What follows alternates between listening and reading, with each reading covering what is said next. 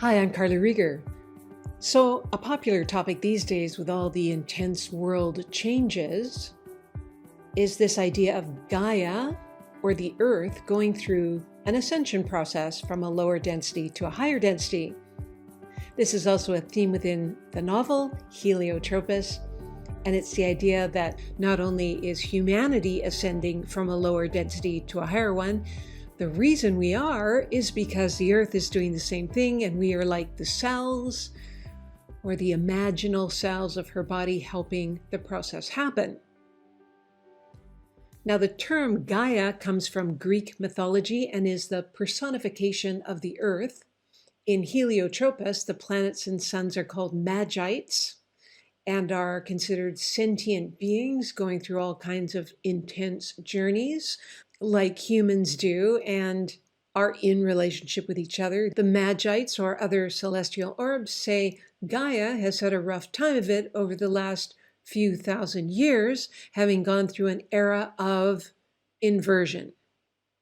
But now she's grown, learned from the experience, is maturing into a more harmonious, balanced, empowered being, and moving out of an inverted into a more evolved, non-inverted form. And as I said, we are like these imaginal cells in the body of Gaia, each going through our own individual ascension, but all in concert with the entire planet. So what everyone seems eager to discover is, where are we in this process? Well, that's up for each individual's inner assessment, connecting to your own inner knowing, but I will share with you what I believe is going on, and then you can check and see if it resonates with you or not. So the idea is that this inverted period of time in history has meant we've lived a kind of dystopia where there have been many wars, famine, poverty, conflict, pollution, corruption, disease, enslavement, injustice, misinformation, disinformation. But a non-inverted period of time in history, or what you might call an evolved period, would be the opposite. Mostly harmony, prosperity, health of the individual, health of the planet, transparency in communication, fairness, justice, freedom, truth. All those great things that we value, right? Of course, to suggest we are living in an inverted society might be a hard pill to swallow for some, and many people are just not open to that possibility. So each to his own. I'm not trying to convince anyone, but all you need to do is look around and see that in many ways we are experiencing aspects of inversion. A kind of dystopia where the healthcare system creates disease, where the justice system creates injustice, where politicians don't follow through on their promises, where often people are not free to share their point of view without censorship or something worse in some countries. So I'm going to assume that if you're listening to this, you're somewhat open-minded to the idea that we are living in an era of inversion. And if not, no problem. You don't have to keep listening. But if we are in this era of inversion, and we're hopefully nearing the end of it when we move from this lower density to a higher density area of the galaxy, then we could think of the whole planet of Gaia like a wife in a relationship with, say, an abusive spouse. Now, you may have experienced something like that yourself or have known someone, so this might sound familiar, these stages I'm going to talk about, like the 5 stages a person goes through. Now, it doesn't have to be an abusive relationship with a spouse. It could be a job where you feel abused by a boss, or in a family where you feel abused by a parent or a sibling, or it could be a friendship, or in many cases, a relationship with yourself. You know how some people are very self-critical. They don't take care of their bodies very well. They make decisions that are disempowering, that kind of thing. So chances are we've all been in some kind of abusive relationship in little or big ways in our lives. In fact, whenever I'm coaching someone who's in an abusive relationship, we always have to start with the relationship with themselves. Because once their self-esteem improves, they tend to naturally remove themselves from external abusive relationships. So if there is some kind of force of inversion on the entire planet, And I know that is a stretch for some people, but it's the idea that a negative force has infiltrated every aspect of society, from education, the media, healthcare, politics. Then let's call that the abusive spouse in this analogy.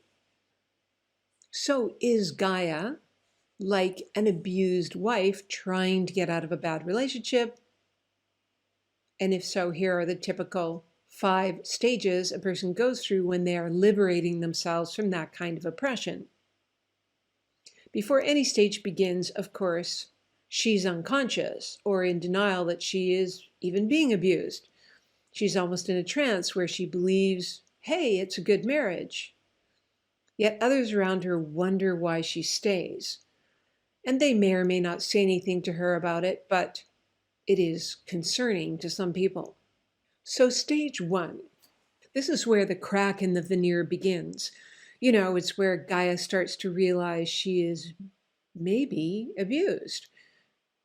Perhaps a well-meaning friend has mentioned something in a diplomatic way, or she's been injured and a healthcare provider gives her a phone number to call for a women's shelter. But at this point, she doesn't listen, she doesn't think there's anything wrong, or doesn't want to face the possibility that maybe she's made an unwise choice. The consequences of admitting she's abused may be too scary to look at. But at this stage, there's just too much evidence pointing to the fact that she's allowing herself to be treated in a way that's not empowering. And this is a sign she's developed a little bit of self-esteem. Because if you don't have any self-esteem, you might actually believe you deserve to be disempowered on a regular basis. So somehow the crack has allowed a little bit of light to get through. So maybe she, at this stage, explores online the women's shelter or listens to what a friend says about how she got out of a relationship like that. But it's creating a lot of cognitive dissonance, which is very uncomfortable. But it is a necessary first stage as the veneer of the life she thought she was living starts to crumble. But at this stage, she doesn't say anything to her abusive spouse. She doesn't have enough courage or confidence yet to do that. But she is starting to look at him and his behavior with new eyes. So, if you are awakened to the idea that we've been living in this inverted reality, you may have already gone through stage 1. This usually means your consciousness is on the rise. As Gaia rises her frequency, so too do the rest of us. It's just some people are a little more ahead of the pack than others. That doesn't make them better. It just means they've awakened out of the trance a bit more quickly. Everyone has their own pace. Now in stage 2, this is where Gaia is starting to get support from others. She's starting to open up to that because she is no longer blanketly refusing to look at it. So this is where she doesn't back down every time, say, her abusive spouse says or does something. This, of course, causes great anxiety in her spouse, who is used to having her under his thumb. He doesn't want to lose control of her, so he tries to censor her, disenfranchise her in some way, belittle her, or maybe even physically harm her. On some occasions, she backs down, and on others, she doesn't back down. But she's beginning to see that when she doesn't back down, she actually feels better about herself, which builds her courage and her confidence. And even if he does physically abuse her and she survives it, she realizes that feeling better about herself is more important than safety. So, if you are on the awakening journey, you may have already gone through stage 2, where you have opened your mind to all the corruption and inversion in the world and decided you want some change, even if it's just in small ways to start with. So that brings us to stage 3, and this is where Gaia works up the courage to actually leave the relationship. She packs up her things, she goes to a friend or a shelter, gets some physical distance. But in this stage, she is still in contact with the ex, who is maybe stalking her, trying to harass her, trying desperate ways to regain control. Now, this is a very precarious stage for anyone who has supported a person who is trying to break free of their codependence of this kind of relationship, because at this point, the spouse is becoming desperate and will either increase the threats Or the opposite, pretend he is never going to do that again. He's never going to hit her, steal from her, belittle her. He has realized the error of his ways. Now, of course, in some cases, maybe that's true, but more often than not, it's just a ruse to get her back under his control. A tiger doesn't change its stripes that quickly. Now, if she hasn't done enough inner work of self-forgiveness, looking at behavior patterns from a more objective perspective, making wiser choices, connecting to a higher self or others who are supportive and empowering, then chances are she will go back and either get stuck there or cycle through stage 1, 2, and 3 and then back again. But if she's been building her inner resources, then she gets to move on to stage 4. So if you're on the awakening journey and you have gone through stage 3, this might be where you have truly disentangled yourself from the systems and structures in the world that have felt abusive or enslaving to you. Whether it's getting out of a job, a financial system, the food you eat, the media you consume, or the ways you educate yourself. And so now in stage 4, this is where the ex is really out of her life for good. She's gotten a divorce, or if he's a real bad apple, he's been rounded up or at least has a restraining order, and she's now in a safe place. And once she's in a safe place, that is when she can begin the real healing. If a person is still feeling unsafe in their life, it's harder to do the deeper inner work. But this is where she has completely moved on. She doesn't have any more contact, or at least contact in any way that is unsettling to her. She doesn't get hooked back anymore. She has clearly made a decision to move on, to empower herself, and chooses relationships that do the same. So those on the awakening path who completed stage 4 are really living outside of mainstream society at this point and creating a new world for themselves and others around them. And stage 5, this is where her old life and old ways are essentially forgotten, and a life of high self-esteem, self-care, prosperity, peace, and support and freedom are the norm for her. And maybe she is able to look back on that challenging period of life as a kind of shamanic initiation. It's the idea that any challenge we go through in life forges us in the fire of wisdom to help others. So at this point, she has taken the treacherous journey and emerged triumphant at the other end, and she can return with the elixir to the inner core of her being. And then she's able to share that wisdom with others and may, in fact, be in a supportive role to others going through those stages. Those on the awakening path who've completed stage 5 are often choosing leadership roles in the new higher density world we're moving into. So those 5 stages might be familiar to you in your own life or having watched others go through it. So from the point of view of us as the imaginal selves helping Gaia rise to this higher frequency, where are we on the journey? Like on average, if you were to find the average of humanity. Now, of course, different people are at different stages, but you could take the pulse of humanity as a whole, Gaia as a whole, and you might surmise that overall, we're probably at the end of stage 2 and ready to move on to stage 3. And once you make it through stage 3, there's really no going back. So we are going into this precarious stage where we really need to keep our eye on the prize and keep moving forward to this golden age timeline that's been destined for humanity.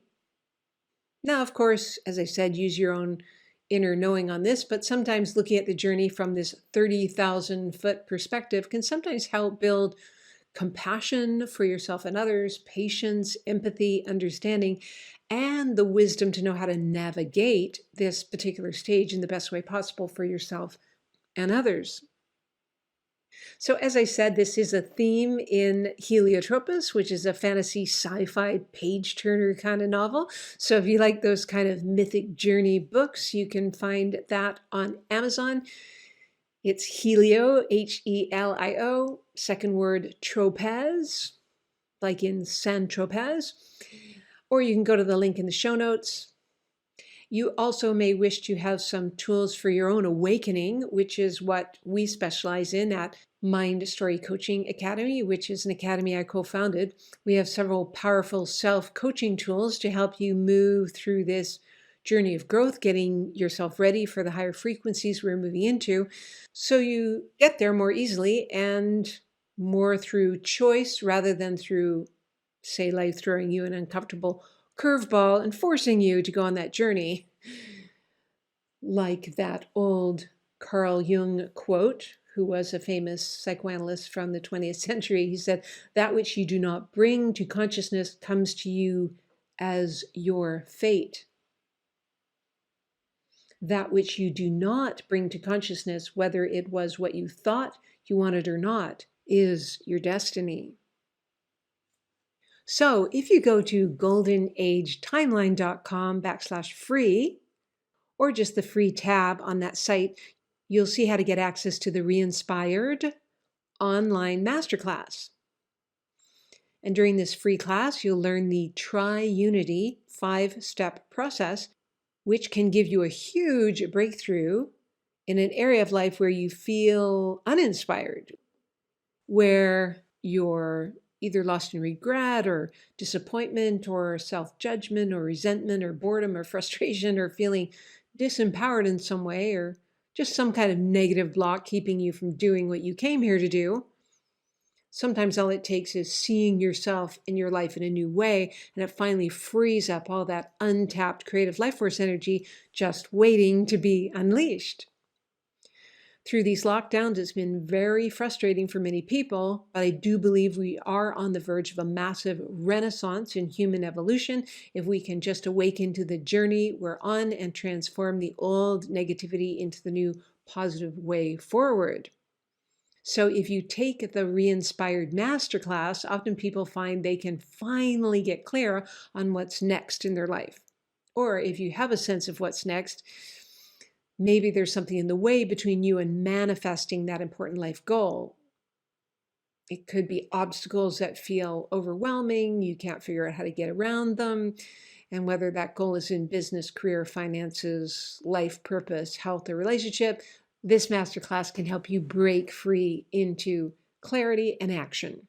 You can also use this 5-step Tri-Unity process to shift from just bad habits of mind that many of us have to good ones, more empowering ones. And then you'll have this process to use whenever you need, as you can print it out and use it every day if necessary, as many of our clients do. By using these skills regularly, they become a default empowering response to your life, and your success will then start to go on autopilot. You don't have to will yourself every day to change the way you're thinking. And the Tri-Unity process only takes a few minutes to do, and you'll learn how to do that on this Re-Inspired Masterclass, which you can find on the free tab at goldenagetimeline.com. Now, you may have tried several ways to get rid of issues in your life and notice, heck, they're still frustratingly there. Or you're only making small improvements and not the big turnaround you were hoping for. And while there can be a variety of reasons for that, both personal and global, and of course that's what we're going to cover on the masterclass, some of them may very much surprise you, what's really been in the way.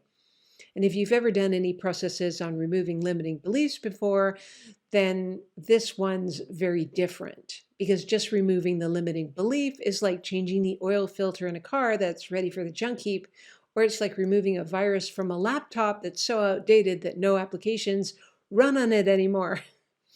So here you'll discover how limiting beliefs are components of larger entities called archetypal characters, or another way of calling it our self-images, which have scripts attached to them, which are in turn components of even larger entities we call mind stories.